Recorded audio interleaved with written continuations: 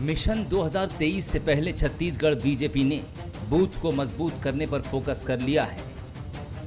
BJP ने सांसदों, विधायकों और पदाधिकारियों को इसका जिम्मा सौंपा है। लेकिन बीजेपी के केंद्र समीक्षा पत्र को लेकर अब सियासत शुरू हो गई है। दरअसल पत्र में बूथ के धार्मिक समीकरण की जानकारी भी मांगी गई है। इस पर कांग्रेस ने बीजेपी पर सांप्रदायिक राजनीति का आरोप लगाया है।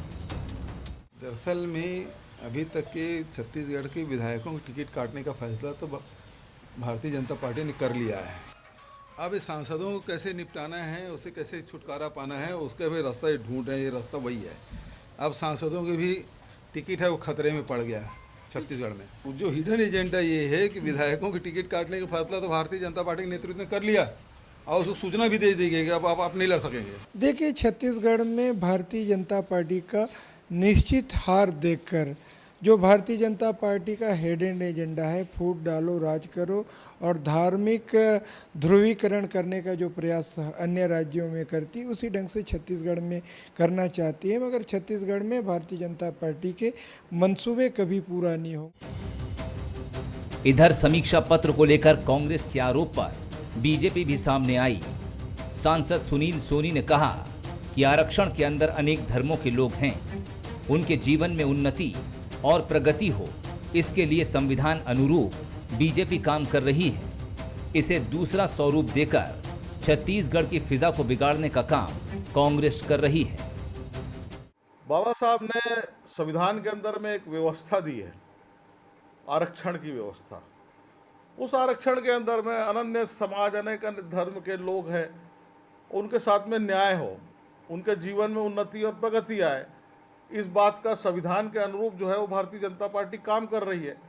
इसको जो है दूसरा स्वरूप देकर इस छत्तीसगढ़ की फिजा को बिगाड़ने का कांग्रेस काम कर रही है। और हमारे यहाँ किसको टिकट मिलेगी, किसको नहीं मिलेगी, इसकी चिंता मत करें भूपेश बघेल जी। कुल मिलाकर समीक्षा पत्र सामने आने के बाद अब इस पर सियासी घमासान मचा हुआ है।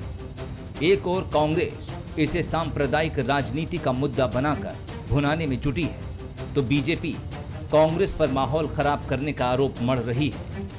लेकिन बीजेपी ने कांग्रेस को उसे घेरने का एक मौका जरूर दे दिया है। कुलेश्वर पांडे, बंसल न्यूज, रायपुर। नमस्कार, आज के मुद्दे में आप सभी का स्वागत है। मैं हूं आदित्य नामदेव। छत्तीसगढ़ में अब भारतीय जनता पार्टी वोटरों से पूछेगी कि आप हिंदू हैं या आप मुस्लिम हैं। धर्म के आधार पर राजनीति कोई नई बात नहीं है। उत्तर प्रदेश चुनाव में हमने देखा, कांग्रेस लगातार ये बात करती थी कि विकास मुद्दा होगा और विकास के आधार पर ही जनता वोट करेगी, लेकिन रिजल्ट सबके सामने था। धर्म की राजनीति कल भी चलती थी, धर्म की राजनीति आज भी चलती, शायद धर्म की राजनीति कल भी चलेगी। भारतीय जनता पार्टी क्या छत्तीसगढ़ में यूपी के तर्ज पर ही आगे की तैयारी कर रही है? उसे मालूम है चूंकि 3 साल में कुछ काम नहीं हुआ है, 3.5 साल में कुछ काम नहीं हुआ, ये लगातार आरोप भारतीय जनता पार्टी लगाती है। लेकिन क्या इन्हीं आरोपों के सहारे वो 2023 जाएगी, या फिर यही डिफरेंशिएशन, यही धर्म के आधार पर कि हिंदू वोटर कितने हैं, मुस्लिम वोटर कितने हैं, हिंदू वोटरों के लिए हमें क्या तैयारी करनी है, मुस्लिम वोटरों के लिए क्या तैयारी करनी है, इस पर भारतीय जनता पार्टी जाएगी? तो बूथ समीक्षा और सियासत, इस विषय पर हम चर्चा करेंगे। हमारे साथ चर्चा करने के लिए 3 खास मेहमान मौजूद हैं। मेरे साथ मौजूद हैं अनिल द्विवेदी जी, वरिष्ठ पत्रकार हैं, बहुत स्वागत करता हूं उनका। मेरे साथ मौजूद हैं घनश्याम राजू तिवारी जी, वरिष्ठ नेता हैं, कांग्रेस के प्रवक्ता हैं, कांग्रेस पार्टी का पक्ष रखेंगे। मेरे साथ अमित चिमनानी जी मौजूद हैं, भारतीय जनता पार्टी के वरिष्ठ नेता हैं, प्रवक्ता हैं, मैं उनका भी स्वागत करता हूं। सबसे पहले अनिल द्विवेदी जी के पास चलता हूं, आप कीजिएगा, अनिल द्विवेदी जी के पास चलता हूं। अनिल जी, धर्म जाति की अगर हम बात करें तो यूपी और बिहार, ये 2 जगह का जब चुनाव हुआ था, मुझे बहुत अच्छे से याद है, कांग्रेस ये कहती थी कि विकास के रास्ते ही जो है वो कांग्रेस पार्टी आगे बढ़ेगी और विकास पर जनता मुहर लगेगी, मतलब भारतीय जनता पार्टी सत्ता से बाहर हो जाएगी। हमने देखा रिजल्ट, पोलराइजेशन हुआ और निश्चित तौर पर जीत वहां पर जो है वो भारतीय जनता पार्टी को ही। पंजाब हमने देखा, उसके अलावा यूपी के अलावा और भी अगर स्टेट हम देखें तो कुछ ना कोई वहां पर भारतीय जनता पार्टी कहीं ना कहीं अप में रही और नुकसान केवल और केवल कांग्रेस को हुआ। कांग्रेस विकास की बात करती है, लेकिन धर्म का एजेंडा जब सामने आता है तो कहीं ना कहीं नुकसान कांग्रेस को हो जाता है। भारतीय जनता पार्टी ने इसकी काट कहीं ना कहीं ढूंढ ली और 2023 का चुनाव कहीं ना कहीं धर्म के इर्द गिर्द ही लड़ा जाएगा, ये अभी से तय नजर आ रहा है। क्या लगता है आपको? बिल्कुल आदित्य, देखिए अभी छत्तीसगढ़ में जो उपचुनाव हुए खैरागढ़, और उन चुनावों ने बहुत कुछ स्थिति अभी तो फिलहाल साफ की है कि अगर वर्तमान में चुनाव चल रहे हैं तो कांग्रेस अभी प्लस पोजीशन में हैं। उनके मुख्यमंत्री भूपेश बघेल की छवि के चलते वो लगातार, मैंने देखा कि 3-4 उपचुनाव कांग्रेस जीती है और बीजेपी की हार लगातार हो रही है। तो जाहिर सी बात है, जो पार्टी है, जो संगठन है, जो उनके अनुसांगिक संगठन है बीजेपी के, चाहे वो आरएसएस हो या दूसरे हों, ये सारे अब चिंता में आ गए हैं कि कैसे पार्टी का जनाधार मजबूत हो। जहां तक ये एक नया मुद्दा आपके चैनल ने उठाया है कि किस तरह से बीजेपी बूथ प्रबंधन में लगी है और इसके लिए उन्होंने कार्यकर्ताओं को फॉर्म दिया है और उसमें वो धर्मानुगत जानकारी हासिल कर रहे हैं। हालांकि ये बड़ा आश्चर्यजनक मुद्दा है, क्योंकि जब जनसंख्या की रिपोर्ट आपके पास है, जनसंख्या जनगणना आपके पास है, तो पता चल जाता है कि कौन से इलाके में किस बूथ में कितने वोटर कौन से धर्म के हैं। और इस तरह की जानकारी हासिल करना कोई गलत नहीं है, ठीक है, कांग्रेस भी करती होगी, बीजेपी भी करती है, मैनेजमेंट हासिल किया जाता है। लेकिन अगर कार्यकर्ताओं को यह बात कही जा रही है तो ये एक नया रीजन निकल के सामने आता है कि ऐसा क्यों हो रहा है पार्टी में। और ये समझ में आता है कि चूंकि कवर्धा है या दूसरे जो प्रदेश हैं या दूसरे जो जिले हैं जहां पर कि सांप्रदायिक आधार पर कुछ न कुछ समस्याएं उठी हैं, कुछ कुछ मामले उठे हैं, धर्मानुगत मामले सामने आए हैं। फिर बीजेपी जिस तरह से पिछले कुछ 2-2.5 सालों से कुछ धर्मगत मुद्दे उठे हैं, अभी आप देखिए जिस तरह से हिंसाएं हुई हैं, चाहे वो खरगोन हो, चाहे दिल्ली हो, चाहे वो महाराष्ट्र हो, तो ये सारा जो एक माहौल बना है, इससे कहीं ना कहीं वोटों के ध्रुवीकरण की चिंता दोनों ही राजनीतिक दलों को है। और इसलिए बीजेपी का, चूंकि हम पहले ही कहते हैं कि उनका जो वोट प्रबंधन है, उनका जो बूथ मैनेजमेंट है, वो बड़ा तगड़ा है। हालांकि वो स्वीकार करते हैं कि जब कांग्रेस के 25 वोट पड़ जाते हैं तब बीजेपी का पहला वोट गिरता है। तो ऐसी तमाम रणनीतियों के चलते पार्टी चिंता में है और इसके चलते वो सारी जानकारी जुटाना चाहती है। अब देखना यह होगा कि कांग्रेस इसकी स्ट्रेटजी क्या तैयार करती है और वो किस तरह से इसका जवाब देती है। अमित जी, हम तो निकले थे कमजोर बूथों को ढूंढने के लिए, हिंदू मुस्लिम कहां से ढूंढने के लिए हम निकल गए? 3.5 साल में कोई काम नहीं हुआ, क्या वो जनता के पास ले जाना काफी नहीं है? हम ये डिफरेंशिएशन में ढूंढ रहे हैं कि कौन से बूथ में कितने हिंदू है, कौन से मुस्लिम है। ये क्या रणनीति है इसके पीछे भारतीय जनता पार्टी की? पॉइंट खाली मैं देख रहा था, उसके 1 से लेकर 23 पॉइंट और हैं। वो अगर आप दिखाएंगे तो आपको मालूम पड़ेगा रणनीति क्या है, क्योंकि वो आपके पास है। तो कभी तो आप 21 नंबर का पॉइंट दिखा रहे हैं।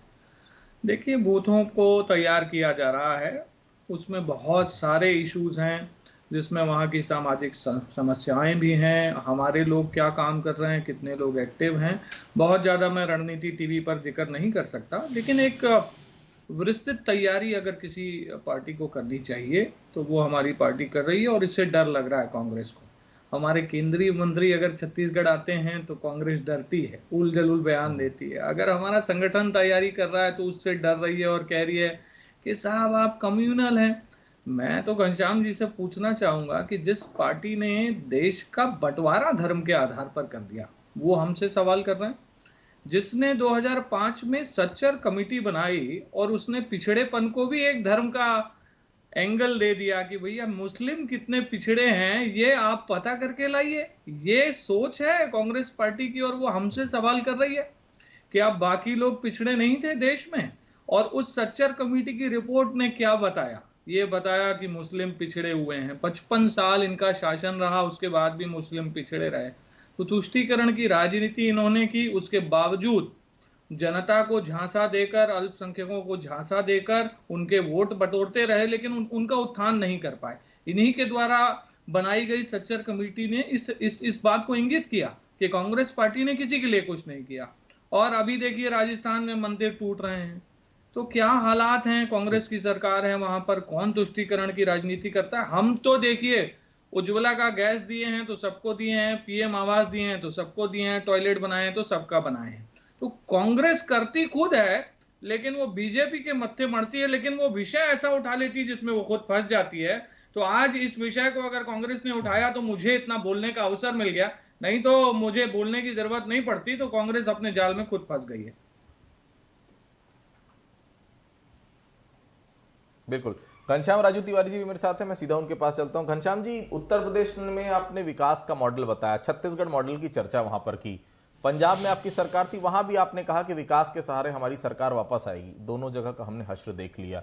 उसके बाद अब आप फिर से राम के सहारे राम वन गमन पथ को आप लगातार स्टेब्लिश कर रहे हैं। लगातार अगर मैं शिवरी नारायण की बात करूं, शबरी के मंदिर को आप स्टेब्लिश कर रहे हैं। भारतीय जनता पार्टी तो धर्म के आधार पर जाती है, लगातार ये आरोप लगाते रहे। क्या 2023 में आप अपने कामों के आधार पर नहीं, आप भी धर्म के आधार पर आगे बढ़ने की कोशिश कर रहे हैं घनश्याम जी? देखिए आदित्य जी, सबसे पहले तो ये समझना होगा, प्रभु श्री राम भारतीय जनता पार्टी के नहीं, भारत देश के नाम है।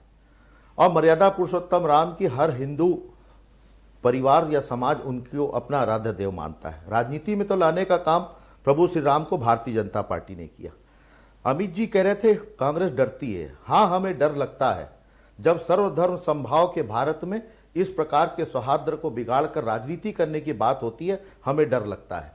बापू के इस देश में जहां सभी समाज जाति को समान आधार पर उन्हें आदर करना सिखाती है, उस पर जब ठेस लगती है तो हमें डर लगता है।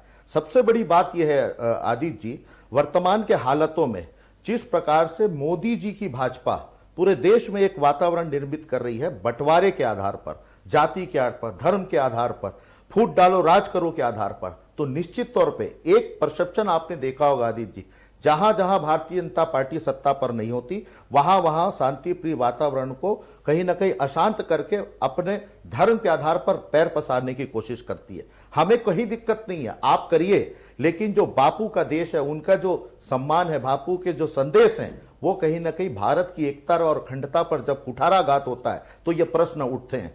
लेकिन सबसे बड़ी बात यह है, छत्तीसगढ़ में जिस प्रकार से 15 साल की भारतीय जनता पार्टी अपने कुशासन और कमीशन खोरी नीतियों के चलते आज 14 सीटों पर सिमटी हुई है। 15 साल हमारे कार्यकर्ताओं ने संघर्ष किया और मजबूत नेतृत्व, जो तत्कालिक प्रदेश अध्यक्ष है, आज प्रदेश के मुखिया हैं भूपेश बघेल जी, वायदों के आधार पर हम जनता की सेवा करते हुए आगे बढ़ रहे हैं। नित नई योजनाएं जिसके राष्ट्रीय पटल पर गूंज है, उन योजनाओं के आधार पर हम जनता के बीच विकास के मॉडल को लेकर खड़े हैं। लेकिन जिनके पास मुद्दे नहीं हैं, जो झूठ के आधार पर खड़े हैं, जिनके पास छत्तीसगढ़ में सिवाय झूठ परोसने के और भी कुछ नहीं है, वह इस प्रकार की अगर अखंडता पर कुठाराघात करने का प्रयास करते हैं तो हमें डर लगता है। बिल्कुल। खैर, कार्यकर्ता अभी भी संघर्ष ही कर रहे हैं लगता है घनश्याम जी। अनिल जी, मेरे सवाल आपसे था कि 2023 का विधानसभा चुनाव भारतीय जनता पार्टी को लड़ना है। मुद्दे निश्चित तौर पर अगर हम देखें तो कांग्रेस ग्रामीण अर्थव्यवस्था में बहुत अच्छा कर रही है। देखिए, सीधा कैश ट्रांसफर हो रहा है, डायरेक्ट कैश ट्रांसफर की अगर बात करें तो किसी को कोई फर्क नहीं पड़ता कि कर्ज लेकर वो कैश ट्रांसफर हो रहा है या दूसरे मुद्दे, लेकिन आम आदमी की जेब में पैसा जा रहा है, अर्थव्यवस्था प्रॉपर तरीके से चल रही है, ये सभी के लिए बेहद सुखद है। क्या भारतीय जनता पार्टी ये जानती है कि ये ऐसा सॉफ्ट कॉर्नर है किसी के भी दिल में? ये वाली जब बात आती है हिंदू मुस्लिम धर्म की, जब बात आती है तो सब कुछ छोड़कर उसी तरफ आदमी हो लिया जाता है। कवर्धा का हमने देखा, कवर्धा में एक छोटी सी घटना थी, उसको किस तरह से बड़ा बनाया गया। उस घटना के बाद कितना आजू बाजू के एरिया में, चाहे मैं जिलों की बात करूं, राजनांदगांव, कवर्धा, रायपुर, सब जगह उसके कहीं ना कहीं निशान यहां पर दिखाई दिए।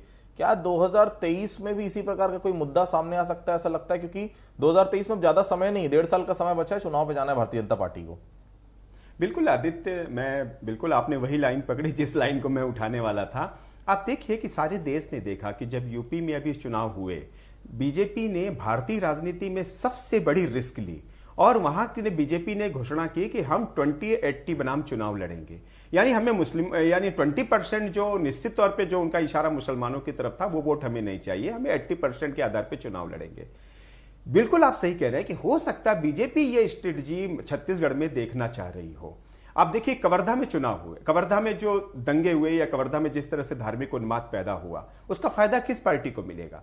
आप देखिए, अभी चुनाव हुए, कांग्रेस इतना डरी हुई थी कि उसने मोहम्मद अकबर को चुनाव प्रचार में ही नहीं लगाया, क्योंकि उससे डर था कि कहीं वो आग या वो कहीं जो मन में छिपा हुआ है अल्पसंख्यकों के मन में या बहुसंख्यकों, उसका कहीं पार्टी को एंटी इंकम्बेंसी ना हो जाए। लेकिन आप एक देखिए कि यहां पर कांग्रेस बीजेपी के ठीक जितने मुद्दे बीजेपी के, सब पे प्रहार कर रही है। आप देखिए, राम वन पथ गमन का मामला हो, चाहे चंदखुरी में राम मंदिर बनाने का मामला हो, चाहे वो स्वदेशी आधारित गौ व्यवस्था चलाने की बात हो, चाहे वो गोबर खरीदने की बात हो, तो स्वदेशी से लेकर के जो उनके सांस्कृतिक अवदान के जो मुद्दे थे बीजेपी के, जिसके आधार पे वो हिंदुओं को खुश करती थी और वोट जीतती थी, चुनाव जीतती थी, वो अब कांग्रेस ने उस पर सेंध लगानी शुरू की है। क्योंकि कांग्रेस इस बात से डरी हुई है कि उसके जो जातिगत वोट बैंक हैं, चाहे वो सतनामी हो, चाहे वो कबीरपंथी हो, चाहे वो मुस्लिम समाज हो, अभी मुस्लिम उलेमाओं के कुछ कुछ बयान देख रहा था जिसमें उन्होंने कांग्रेस पर सवाल उठाया है कि आप खुल करके हमारे साथ दिल्ली में क्यों नहीं खड़े हुए, आप हमारे साथ खरगोन में क्यों नहीं खड़े हुए। तो कांग्रेस पार्टी भी इस बात के लिए चिंतित है कि ये जो वोटों का ध्रुवीकरण बीजेपी कर रही है, 20 बनाम 80 खुले तौर पर नारा दे रही है और चुनाव जीत जा रही है, क्या ये कांग्रेस के लिए भी इस तरह भविष्य में कुछ हो सकता है क्या? हालांकि छत्तीसगढ़ में डेवलपमेंट एक बड़ा मुद्दा है और मुख्यमंत्री भूपेश बघेल की स्ट्रेटजी काम आ रही है कि वो लगातार तीसरा चौथा उपचुनाव जीत रहे हैं। और तो लेकिन बीजेपी जिस तरह की स्ट्रेटजी उसने 5 राज्यों में अपनाई है, तो वो ये प्रयोग छत्तीसगढ़ में कर सकती है कि क्या यहां पर भी 20 बनाम 80 का कोई मुद्दा हो सकता है जिसके आधार पर वो 80% हिंदुओं का विश्वास जीतकर सत्ता में आ सके। अमित जी, कांग्रेस की अगर बात करें, कांग्रेस सरकार की, तो गोबर वाली स्कीम यूपी भी अडॉप्ट कर रही है, ग्रामीण अर्थव्यवस्था लगातार मजबूत हो रही है। एक राम के साथ आप चले थे, राम का नाम भी कहीं ना कहीं भूपेश बघेल आपसे छीनते हुए नजर आ रहे हैं। 2023 का क्या रोड मैप है आपका? चूंकि अगर देखें ग्रामीण अर्थव्यवस्था प्रॉपर तरीके से चल रही, राम का नाम भी कहीं ना कहीं राम वन गमन पर जो एस्टेब्लिशमेंट हो रहा है उससे राम के साथ भी कांग्रेस पार्टी जुड़ते जा रही है, जिससे अभी तक आप जुड़े हुए थे। कांग्रेस साफ तौर पर जानती है कि राम को इस बार केवल भारतीय जनता पार्टी के हाथ में तो नहीं जाने देंगे। कांग्रेस के राम हो चाहे भारतीय जनता पार्टी के राम हो, लेकिन माइलेज कांग्रेस भी बराबर का उठाएगी। रणनीति क्या है 2023 के लिए अमित जी? माननीय आदित्य जी, पहले मैं एक बात को क्लियर करना चाहूंगा। अभी चर्चा हो रही थी, कवर्धा में एक छोटी सी घटना हुई। उस घटना का आज भी लोगों के मन में आक्रोश है। भगवा ध्वज का अपमान हुआ वहां पर, और वहां पे एक धर्म विशेष के लोग तलवारें लहरा रहे थे और पुलिस उनके साथ खड़ी थी। प्रशासन विफल रहा दंगे के रोकने में, और पहली बार छत्तीसगढ़ बनने के बाद कवर्धा में कर्फ्यू लगा। प्रशासन ने दंगे होने दिए, एक समाज विशेष को समर्थन दिया, और जो लोग दंगे का विरोध कर रहे थे उनको अंदर कर दिया। 2-2, 3-3 महीने वो लोग जेल में रहे। तो ये इस घटना की पीड़ा है, और वो ठीक है, कांग्रेस उसको देखे या ना देखे, लेकिन समझ में आएगा उसको। दूसरा, जो घनश्याम जी ने बात कही थी कि कुछ हिंदू मुस्लिम हम लोग करते हैं, उनके प्रधानमंत्री रहे मनमोहन सिंह। उन्होंने स्पष्ट तौर पर प्रधानमंत्री जैसे संवैधानिक पद पर रहते हुए कहा था कि देश के संसाधनों का अगर किसी का पहला अधिकार है तो वो मुसलमानों का है। क्या कोई प्रधानमंत्री ऐसे कहता है क्या? और किस आधार पर आपने, जबकि आप संविधान में लिख रहे हैं कि भारत धर्मनिरपेक्ष देश है, उसमें सभी धर्म बराबर हैं। तो देखिए, ये तुष्टीकरण की राजनीति की शुरुआत और आज भी जो कर रहे हैं वो कांग्रेस के नेता कर रहे हैं, कांग्रेस की पार्टी कर रही है। हमारी तो देखिए अभी केंद्र में सरकार है, राज्य में तो है नहीं। तो केंद्र सरकार की कोई एक योजना आदरणीय राजू जी गिना दें जो किसी धर्म विशेष के लिए है और किसी धर्म विशेष के लिए नहीं है। कोई भी एक योजना गिना देंगे तो मैं मान लूंगा कि वो सही है। नहीं तो जो शाहबानों के केस से लेकर के जो इनके सच्चर कमेटी से मनमोहन सिंह जी के बयान से जो बातें सामने आई हैं उस पर स्पष्टीकरण दें। और आपने रणनीति की बात पूछी माननीय आदित्य जी, कांग्रेस की राज्य सरकार द्वारा की गई वादा खिलाफी एक सबसे बड़ा मुद्दा है। ये जो 21वां पॉइंट हम देख रहे थे, उसके अलावा जो पॉइंट हैं उसमें वहां के लोगों की सामाजिक समस्याओं को भी, सरकार के खिलाफ मुद्दों को भी इकट्ठा किया जा रहा है, जो हम सबको पता है, लेकिन हम लोगों के मुंह से सुनना चाहते हैं, हम उनसे फीडबैक ले रहे हैं। ये हमारी रणनीति है। वादा खिलाफी की बात करेंगे तो मुझे लगता है 2 घंटे की डिबेट कम पड़ेगी। ये प्रदेश जो है वो वास्तव में, अगर कोई माने ना माने, श्रीलंका के पैटर्न पर चल रहा है कि कर्ज चुकाने के लिए फिर से कर्ज लेना पड़ता है। और उसका परिणाम दिख रहा है कि जहां पर पेट्रोल डीजल में अन्य राज्य 7-8 रुपए की अपने जनता को छूट देते हैं, हमारा प्रदेश 78 पैसे दे पाता है। कंगाल है ना। यूजर चार्ज के नाम से लूट है। 3 सालों में बिजली के दाम 2 बार बढ़ गए हैं। मंडी शुल्क बढ़ा दिया गया है। 10,000 जो प्रति एकड़ किसानों को मिलता था वो 9,000 प्रति एकड़ मिलने लगा। शुरुआत हो गई है, परिणाम दिखने लगे हैं कि इनकी नीतियां ठीक नहीं है। ऐसे और भी ढेरों मुद्दे हैं आदित्य जी, कभी लंबी डिबेट होगी तो और बताऊंगा। मैं जवाब ले लेता हूं। घनश्याम जी बड़े बड़े आरोप लगा रहे हैं अमित जी, साफ तौर पर कहना है कि कंगाल कर दिया आपने छत्तीसगढ़ को। दूसरी महत्वपूर्ण चीज घनश्याम जी, चाहे 30 पॉइंट हो चाहे 31 पॉइंट हो, भारतीय जनता पार्टी कितने भी पॉइंट रख दे, लेकिन एक बात बिल्कुल साफ है कि एक विशेष वर्ग के तुष्टीकरण के आरोप लगातार आपके ऊपर लगते हैं। ये बात बिल्कुल साफ है कि 2023 का चुनाव विकास के मुद्दे पर लड़ा जाएगा या नहीं लड़ा जाएगा ये तो नहीं पता, लेकिन एक बात बिल्कुल साफ है कि अगर ये पोलराइजेशन की तरफ भारतीय जनता पार्टी बढ़ती है, और चूंकि हमने यूपी में भी देखा है उसका परिणाम भारतीय जनता पार्टी को हर समय पॉजिटिव ही मिला है, उसके लिए कितना तैयार नजर आ रही है कांग्रेस पार्टी? देखिए अजीत जी, सबसे पहले तो बता दूं, ये छत्तीसगढ़ है ये भांचा राम का छत्तीसगढ़ है। भारतीय जनता पार्टी के कुचक्र और प्रयास यहाँ पर चलने वाले नहीं है, क्योंकि छत्तीसगढ़ की जो शांत सौम्य परिस्थितियां हैं, यहाँ की आम नागरिक और जनता है, वो इस बात को बेहतर रूप से समझते हैं कि किस प्रकार से धर्म के नाम पर, जाति के नाम पर लड़ाई करके लड़ाने वाले लोग कौन है, ये छत्तीसगढ़ की जनता पहचानती है। ये देश के विषय पर बात कर रहे थे, ये श्रीलंका और तमाम चीजों की बात कर रहे थे। मैं आदित्य जी एक चीज पूछना चाहता हूं, देश में झूठे वायदे कर, महंगाई और बेरोजगारी की दुहाई देकर सत्ता पर बैठी मोदी सरकार आज अपने गिरेबान में झांकने और उनके द्वारा ये बेतरतीब महंगाई से बचने के लिए ये तमाम प्रकार की बातें करती हैं। मैं एक बात कहता हूं, मनमोहन सिंह जी का जिक्र किया अमित जी ने, यही मनमोहन सिंह जी के कार्यकाल में जब देश में दंगे होते तो ये कहते थे कि अगर हम सत्ता पर होते तो देश में सौहार्द होता, गले मिलकर हम एक दूसरे के साथ रहते। आज 56 इंच के प्रधानमंत्री देश का नेतृत्व कर रहे हैं।